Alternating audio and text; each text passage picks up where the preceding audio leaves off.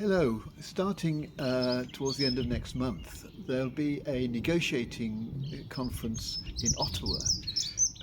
It's the last of a series to try and produce by the end of this year a treaty that will regulate the use of plastics globally. Obviously, some plastics are really good for the climate, such as plastic which provides effective insulation or enables transporting goods to be done with lighter containers.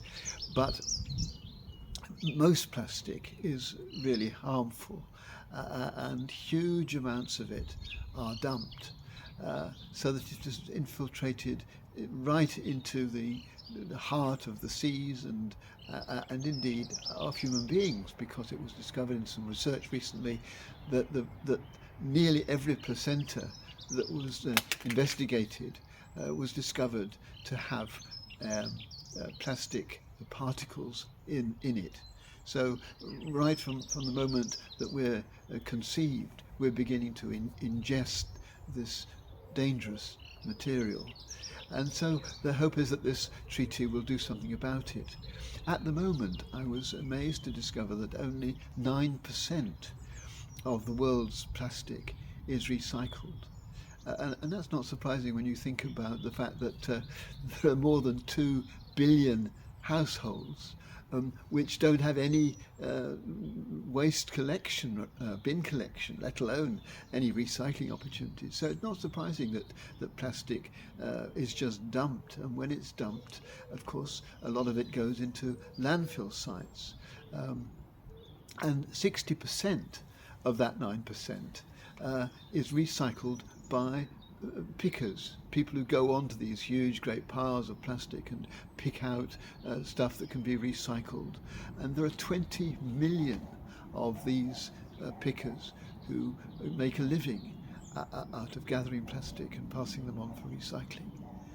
And I mention this on this Good Friday because it seems to me that by the way we're dealing with plastics, we're crucifying the creation.